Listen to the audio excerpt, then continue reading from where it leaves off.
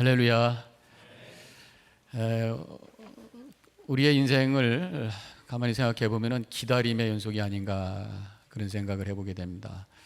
어렸을 때부터 기다리는 일이 참 많아요. 아이들이 제일 기다리는 게 뭘까? 생일이 아닐까 싶습니다. 저는 어렸을 때 생일이 되면 미역국 먹어서 미역국 기다렸던 것 같고요. 요즘 애들은 좋은 선물 주니까 아마 선물 기다릴 줄 모르겠습니다. 제가 또 어렸을 때 보면은 부모님을 많이 기다렸어요. 어디 신방 갔다가 오시면 꼭 먹고 남으신 거 싸들고 들어오니까 그거 기다렸던 것 같고, 또 서울 가시면 늦게 오시니까 언제 오시나 해가지고 버스 정류장에서 버스를 기다렸습니다. 지금도 그게 생생합니다. 저쪽에서 차가 오면은 이게 버스면 좋겠다, 그럼 지나가면 택시, 저쪽에서 차가 올 때 버스면 좋겠다, 그냥 트럭. 그래서 이제 버스가 와서 막 사람들 내릴 때 부모님이 계신지 보면 안 계시면 너무 또 실망. 그러다가 이제 버스가 다시 와서 부모님들이 오셨을 때 그 기쁨, 이게 지금도 생각이 나요. 기다리는 것입니다. 젊은 남녀가 데이트하면은 결혼을 기다립니다. 결혼하면은 아기를 기다립니다. 그래서 자녀가 또 쭉 성장하면은 또 어르신들, 나이가 들으신 또 부모님들은 그 자녀들이 또 결혼하고 또 그 자녀들이 또 아기 낳기를 기다리잖아요. 직장생활 하시는 분들이 기다리는 날이 있습니다. 뭡니까? 주급받는 날. 가게 하시는 분들이 기다리는 게 있어요. 뭡니까? 손님들 기다리잖아요.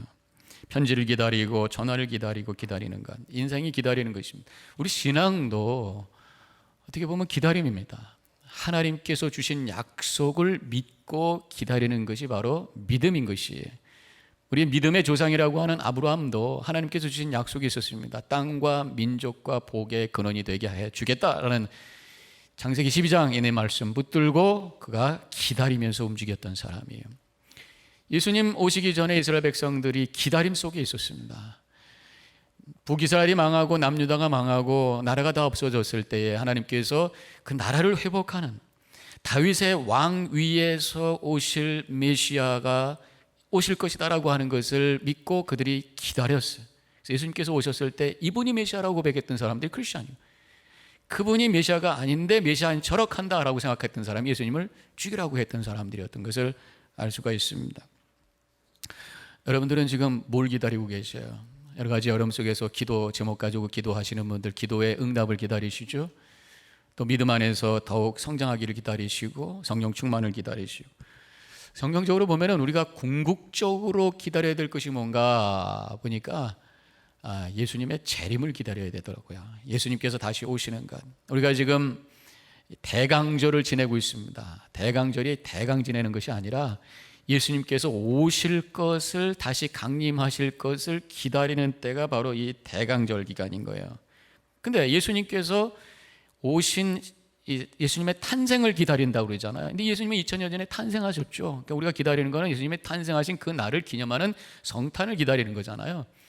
근데 사실 영적으로 보면은 예수님을 기다린다고 하는 것은 다시 오실 예수님을 기다리는 거예요. 재림하실 예수님을 기다리는 것입니다. 성경에도 보면은 계시록 20장 20절, 21절로 끝납니다만 20절에 이렇게 쓰여져 있죠. 이것들을 증언하시니가 이르시되 내가 진실로 속히 오리라 하시거늘 아멘. 주 예수여 오시옵소서. 주 예수여 오시옵소서. 주님 오시옵소서. 이거를 다른 말로 뭐라 그래? 마라나타라고 하면서 성경이 끝나고 있다면 우리가 궁극적으로 기다려야 될 것이 바로 예수님께서 다시 오시는, 이 강림절에도 예수님이 다시 오시는 것을 기다리는 그 마음을 다시 회복하는 거죠. 예수님을 기다린다고 하는 것, 예수님의 재림을 기다리던, 예수님의 탄생을 기다리고 예수님을 기다린다고 하는 게 궁극적으로 뭐겠습니까? 바로 하나님의 구원의 은혜를 기다리는 거죠.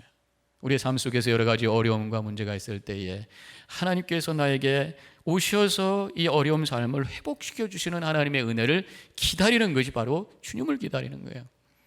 본문의 말씀, 지금 예레미야 애가인데 그 예레미야가 지금 사역하던 그 당시는 남유다가 거의 망하고 있는 상황이에요. 바벨론이라고 하는 큰 제국이 지금 쳐들어왔습니다. 그래서 다른 데 다 함락되고 남은 곳이 남유다의 예루살렘 한 군데, 예루살렘 성만 남은 거예요. 다 포위돼서 나갈 수도 없고 또 다른 사람 들어올 수도 없고 뭐 하늘로 뛰어나갈 수도 없고 땅굴로 들어갈 수도 없고 진퇴양난의 상황 속에 저쪽에서 사람들이 죽었다, 저쪽에서 뭐가 무너졌다, 난리 법석이 지어지는 그런 상황 속에서 하나님의 구원을 기다리고 있는 그 소망의 메시지가 바로 오늘 본문의 말씀인 것입니다. 우리 기다림의 계절이 대강절 때에 우리 삶 속에 여러 가지 이런 진퇴양난의 상황 속에 있을 때 오늘 주시는 말씀을 통해서 우리가 어떻게 기다려야 될 것이냐라는 메시지를 받게 됩니다. 첫 번째로는 소망을 가지고 기다려라 라고 하는 말씀이에요.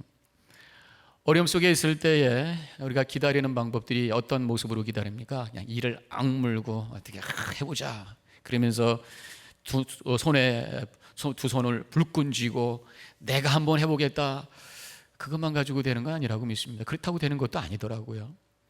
그렇다고 멍하니 앉아서 하늘 쳐다보고 그냥 하염없이 막연히 기다리는 것도 그 기다림이 아닙니다. 믿음의 사람은 분명한 미래에 대한 소망을 바라보면서 기다리는 사람인 줄로 믿습니다. 근데 우리가 소망을 가지라는 얘기 참 많이 하잖아요. 근데 그 말은 그렇게 하는데 소망을 갖는다는 게 쉬운 게 아닙니다. 소망을 가져야지, 소망을 가져야지. 자꾸만 주문처럼 외워진다고 소망 생깁니까?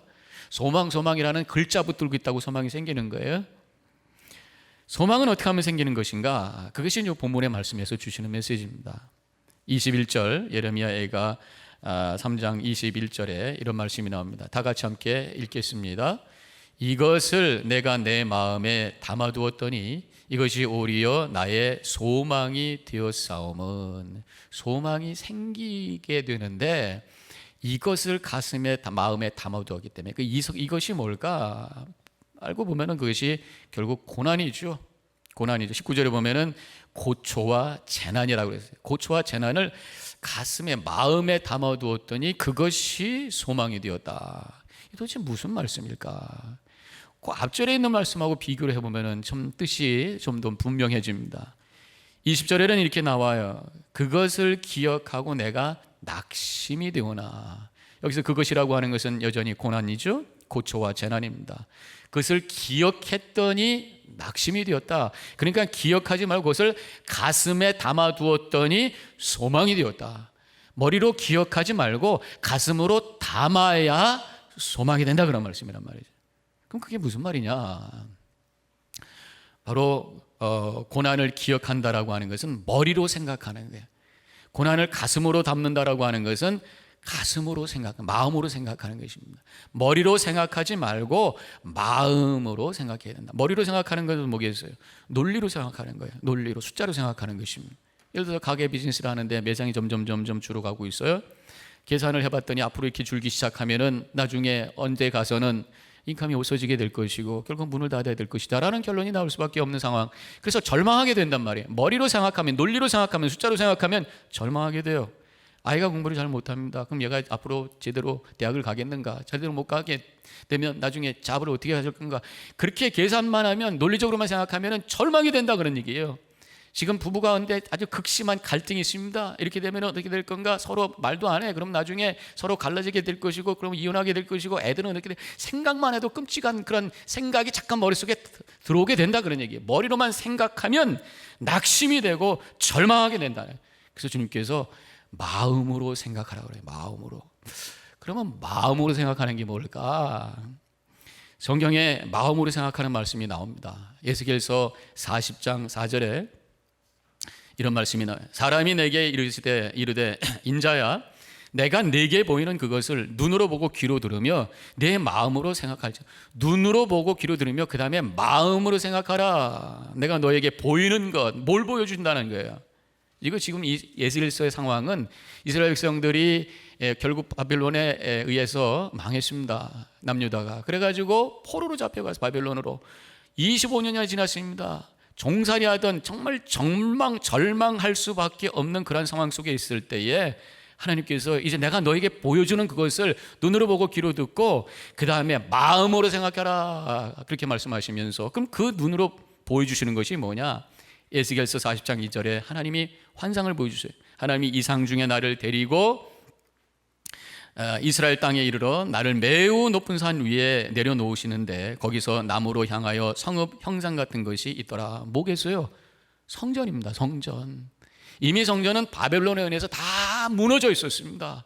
그리고 25년이 지난 거예요. 근데 환상 속에서 하나님께서 그 무너졌던 성전이 다시 우뚝 서 있는 모습으로 비전을 보여주시고, 이제 그것을 보면서 마음으로 생각하라, 그런 말씀을 주신 것이 바로 에스겔서 40장 4절에 있는 말씀이라는 것입니다. 마음으로 생각하라는 것은 결국 뭐겠습니까? 믿음으로 미래의 회복된 그림을 그리고 하나님께서 나에게 주신 미래의 비전을 바라보면서 그것을 가지고 생각하라, 그런 얘기예요. 현실을 가지고 머리로 논리로 생각하지 말고 하나님께서 주시는 그런 새로운 꿈과 비전을 가지고, 그래서 그것을 가슴에 품으면서 생각하라, 그런 말씀입니다. 우리 스스로가 만들어낸 그림이 아닙니다. 하나님께서 주시는 비전을 봐야 돼요. 하나님께서 주시는 비전은 하나님의 영을 통해서, 즉 성령을 통해서 우리에게 보여주시는 비전이 있다는 거예요. 요엘 2장 28절, 우리가 잘 알고 있는 구절이잖아요. 그 후에 내가 내 영을 만민에게 부어주리니 나의 자녀들이 장래의 일을 말할 것이며 너의 늙은이들은 꿈을 꾸며 젊은이들은 이상을 볼 것이며, 그래서 이상을 볼 것이, 비전, 꿈을 꾸고 비전을 볼 것이다. 뭐가? 언제? 내 영에 내가 성령을 부어줄 때에, 성령 충만할 때에 그것이 마음에서 열정이 되고 감동이 되면서 미래에 회복된 비전과 꿈을 보면서 그것을 가슴에 품고 생각할 때에 소망이 생길 것이다. 믿으시길 바랍니다. 그래서 성령 충만을 받아야 돼요. 그런 방법은 뭡니까? 다른 거 없습니까? 없습니다. 기도해야 되네요. 기도도 적당하게 하는 게 아닙니다. 간절히 기도하는, 마음이 뜨거울 때까지 간절히 기도하는 거예요. 내가 혼자 기도하기 힘들면 같이 기도 못하게 해서 함께 기도하는 거예요. 가게가 어려우세요? 기도하시란 말이에요. 가슴이 뜨거워질 때까지 기도하세요. 성령께서 그 감동 속에서 가게가 회복되는 비전을 주실 것이고 그것을 바라보시면서 소망 가운데 일어서시기를 바랍니다. 가정이 어려우세요? 그냥 그것만 가지고 고민하지 마시고 기도하세요. 언제까지? 눈물 날 때까지, 마음이 뜨거워질 때까지 기도하세요. 그럼 하나님께서 그 가정의 회복된 아름다운 모습을 비전으로 보여주실 것이고 그것을 붙들고 소망 가운데 일어나시기를 주님의 이름으로 간절히 축원합니다. 사람은 보는 대로 살게 되어 있습니다. 뭘 보느냐에 따라서 말하게 되고 행동하게 되어 있어요. 머리로 생각하면 절망스러운 걸 보게 됩니다. 그러나 기도하고 하나님께서 주시는 비전을 볼 때에 소망 가운데 미래를 보게 되고 그것이 열정이 되고, 그래서 그것을 위해서 말하고 그것을 위해서 움직여 나갈 때 그 일이 우리 안에 일어나게 되는 줄로 믿으시길 바랍니다. 그렇기 때문에 고난이 올 때는 간절히 기도하는 거예요. 성령께서 역사하시도록. 그래서 우리 체리일절기 모든 성도님들 머리만 쓰지 마시고 가슴을 쓰세요. 성령 충만한 뜨거운 열정이 회복되도록 기도하셔서 가슴을 뜨겁게 하셔서 이 가슴에 고난을 담으셔서 그 고난이 녹아지게 하시고 이 가슴 속에서 주님께서 주시는 그 비전을 바라보시면서 힘있게 미래를 향해 나아가시기를 주님의 이름으로 간절히 축원합니다. 두 번째로 우리가 고난이 올 때 어떻게 해야 될 것이냐, 아침마다 결단하라고 말씀하십니다. 23절에 있는 말씀 같이 함께 읽겠습니다. 시작. 그것들이 아침마다 새로우니 주의 성실하심이 크시도소이다. 소망으로 우리가 기다리려면 아침마다 결단하셔야 돼요. 아침마다. 여기서 그것들이라는 말씀을 23절에 하고 있는데 이 그것들이 뭘까? 앞절에 찾아보면 될 거 아니에요?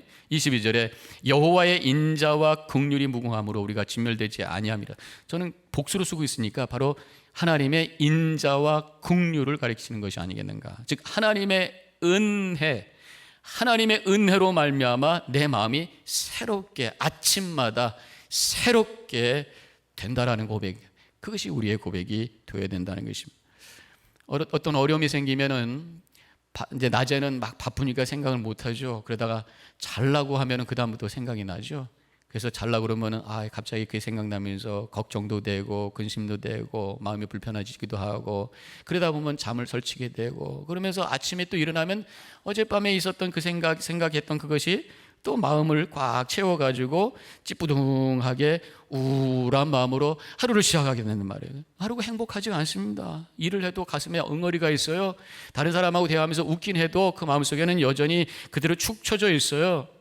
그러니까 아침에 어떤 마음으로 시작하느냐가 이 하루를 결정하는 거 아니겠습니까?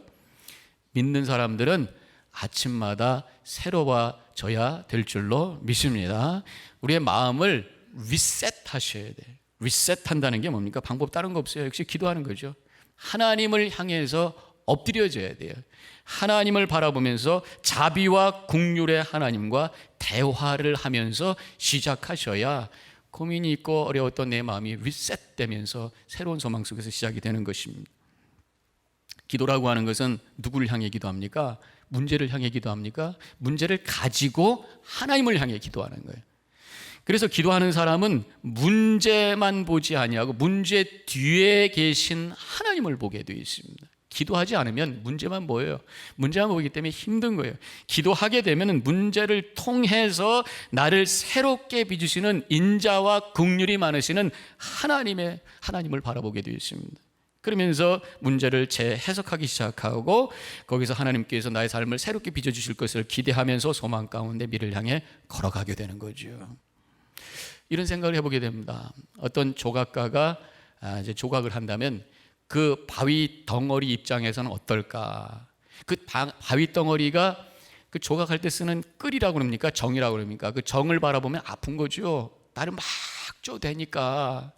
그런데 그 정을 보는 것이 아니라 그 뒤에 그것을 붙들고 있는 미켈란젤로.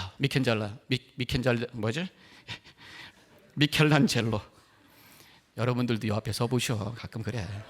미켈란젤로. 혀에 쥐가 잠깐 왔었어요. 그 미켈란젤로를 보면서 이게 굳으면 이렇게 되네. 아무튼 훌륭한 조각가를 볼 때에 그 데이빗상을 만들 거를 보면서 그 정이 아픈 것이 아니라 그 아픔을 통해서 앞으로 세워질 그 모습을 보면서 소망을 갖게 되는 줄로 믿습니다. 문제만 바라보면 그건 날쪄대는 정이에요. 그러나 그 뒤에 나를 붙들고 계신 하나님을 바라볼 때에 앞으로 나의 삶이 이 데이빗상과 같이 아름답게 세워질 것을 바라보면서 소망 가운데 모든 것을 이겨낼 수 있음을 믿으시길 바랍니다.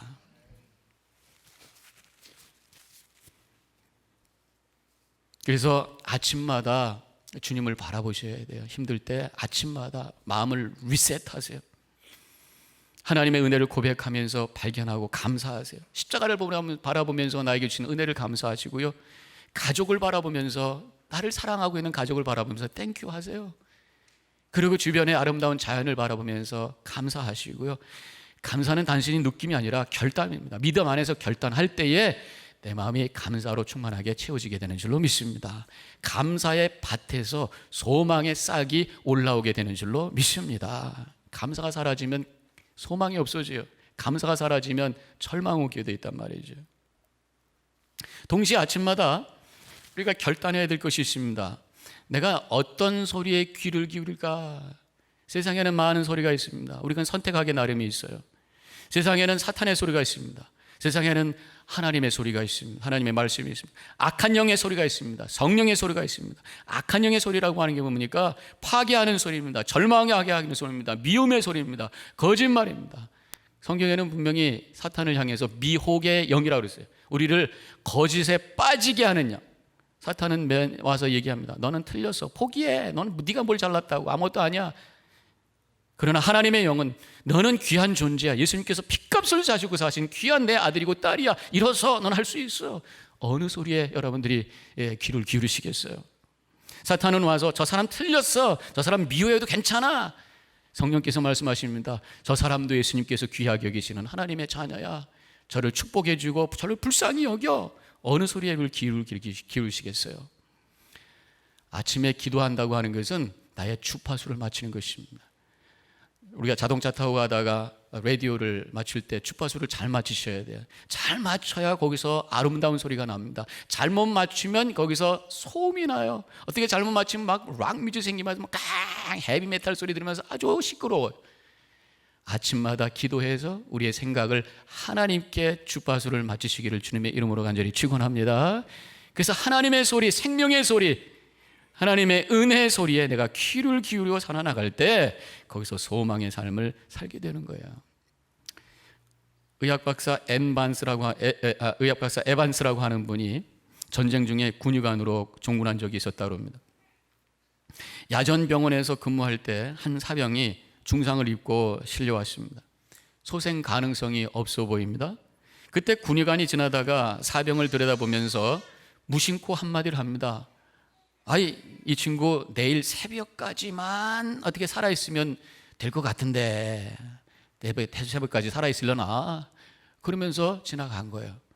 근데 지금 이 사병은 마지막 숨을 들이쉬고 있습니다. 아무것도 할 수 없어요. 말도 못합니다. 눈도 뜰 수 없습니다. 그냥 의식만 살아있어서 귀만 열려 있는 거예요. 그러나 그 소리가 희망의 소리가 되었습니다. 내일 새벽까지만 내가 살아있으면 살 수 있어. 이 생명의 소리, 이 희망의 소리를 꽉 잡고 그는 견뎌냈습니다.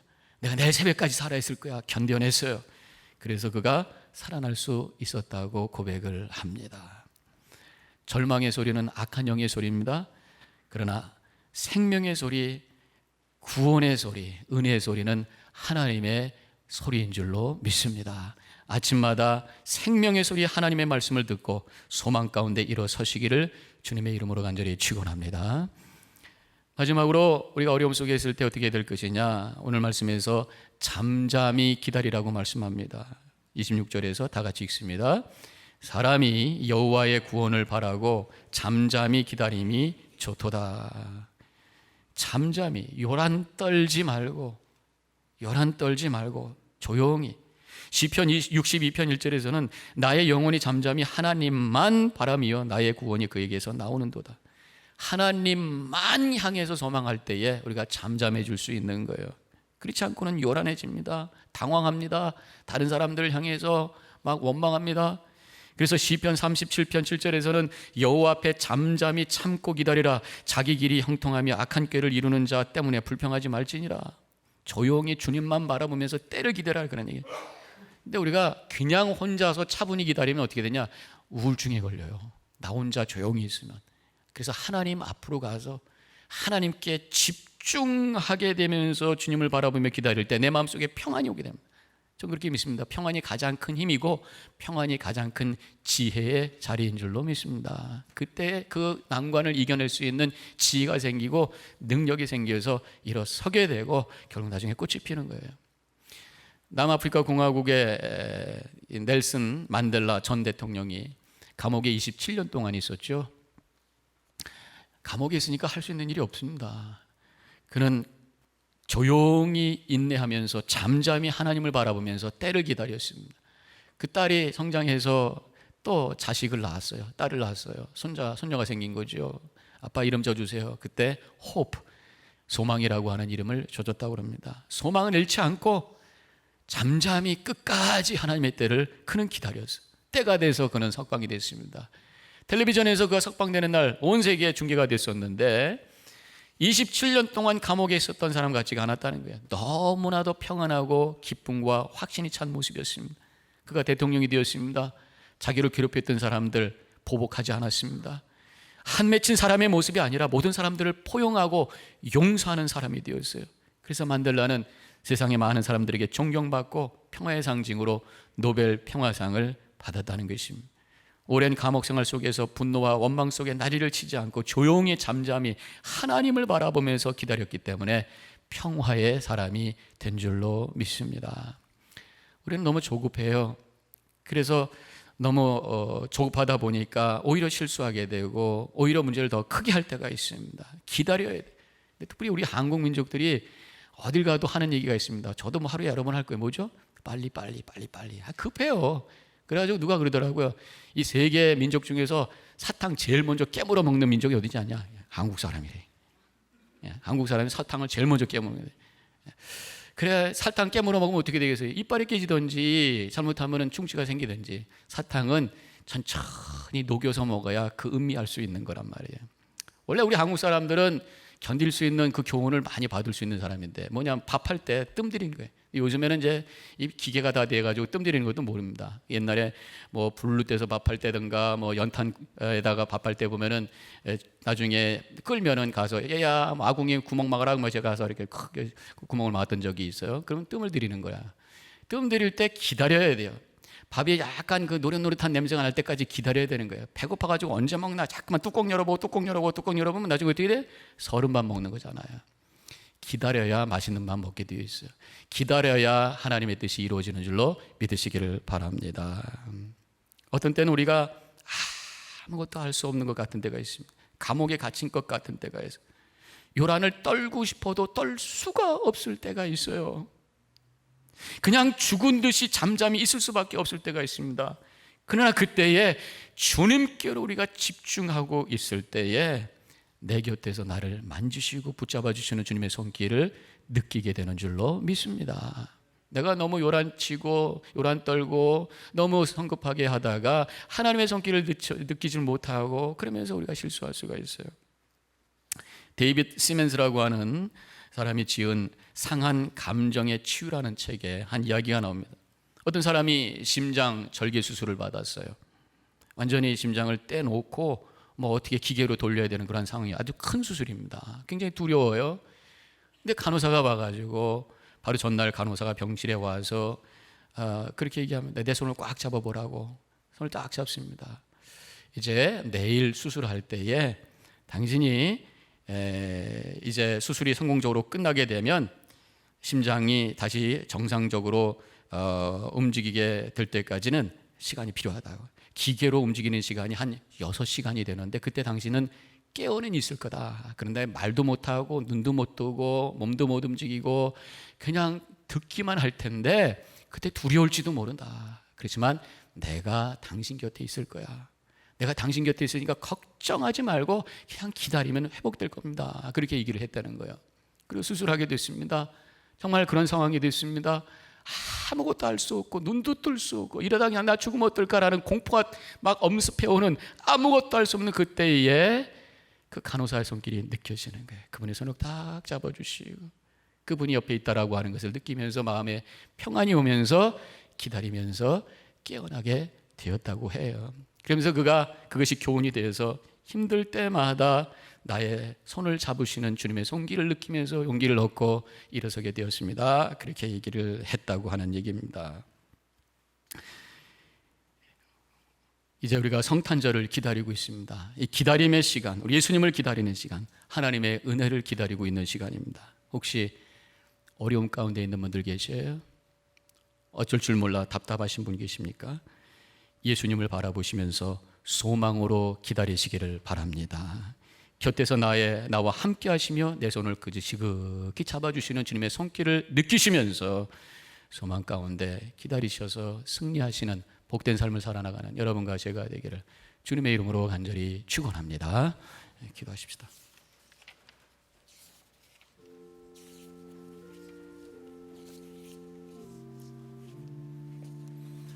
대강절은 예수님의 은혜를, 주님의 구원의 은혜를 기다리는 때입니다. 여러 가지 우리를 힘들게 하는 것들이 있다면 오늘 말씀을